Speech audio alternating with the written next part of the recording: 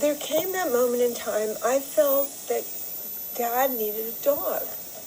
One afternoon out in Southampton, me and a girlfriend of Dad's went dog shopping.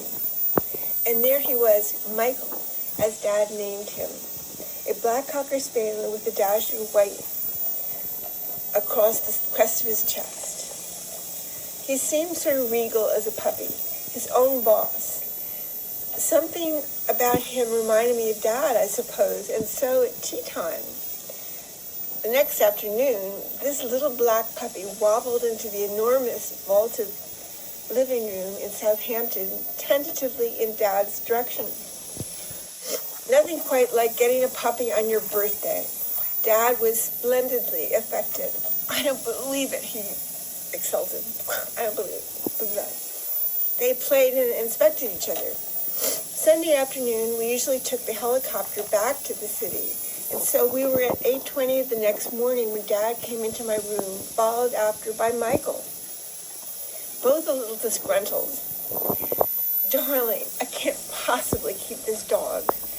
Michael had quite a few puppy accidents during the night with Dad in his room, and, well, as tears filled my eyes, somehow arrangements were made how Michael would spend the week in Southampton to be trained, and it all eventually worked out. There came that day when they became inseparable, Michael even accompanying Dad to CBS. Years later, Dad left me his house in Southampton. I discovered in his desk all my report cards from school, even my lettering exercises and the teacher's summations of me during the year, all the little artworks I had made for him over the years, even all the letters I'd written him and Mummy. I also inherited Michael. I also received the rather mystifying stance from bankers I'd known for over 20 years. After conferring with this pluck from the accounting department of CBS accountant, more familiar with the corporate environment, to assist in the family offices, the bankers all had become enraged at me suddenly, following Dad's death. Like, blah, huh? A vice president started screaming at me, "You're not the favorite," one afternoon. Then over the phone, the screams, "You're not the favorite," kept being repeated. I didn't know I was campaigning or something. Like, what? Whoa. It was frightening. Could anything possibly have been further from my mind? Dad had trained both my brother and myself to always step back when all the siblings were gathered, and to be sensitive never to let them feel neglected or left out.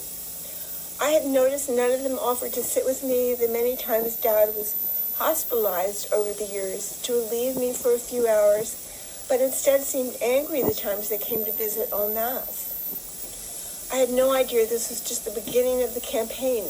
In fact, after my dad's death, I was no longer included in any Christmas or family gatherings. Rumors of my imagined misdeeds began to circulate. False narratives snowballed into money-making ventures. The treatment of longtime family employees was equally almost vicious. Again, entirely uncalled for and inappropriate. Dad's chauffeur of 30 years was given the heave-ho, denying his offer to buy Dad's car in a very Stalin-esque era of coldness. Minions appeared in the apartment in the aftermath of Dad's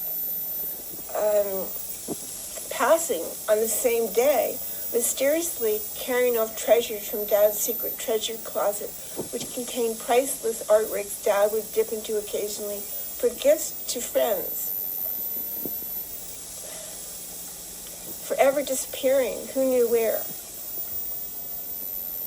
Even the wife of Dad's original major domo, who headed all of his personal office from the war, John Maneri, in charge of Dad's personal affairs, whom the accountant had taken over from, his wife called me in desperation to learn she'd been cut off from the support she'd expected after John's death. It was an absolute outrage after John's over 50-year service, his indispensable efficiency and loyalty. It was even more harrowing as it seemed there was unaccounted for deaths. Is now the time to bring up Dad being kidnapped his last summer for a second trip to Europe after having just returned from his usual European jaunt. That's a lot of flight time to impose on a man in his late 80s, to spring on him and then whisk him away for the second time to a cross-Atlantic flight. The decisions being imposed on him against his will, not being allowed to talk to the many friends who were reaching out after Irene Selznick died, for instance. The ringing phones with no explanation finally resulting in my moving into A20. It all scared him so much, he called me to come over. Baby, what's happening? He was hearing these phones ringing. They wouldn't tell him what was going on. What? Like, oh my God, what are they? They were isolating him from his friends, among other things. It was, if ever there was a man who lived for his friendships, it was shocking what I found when I moved in.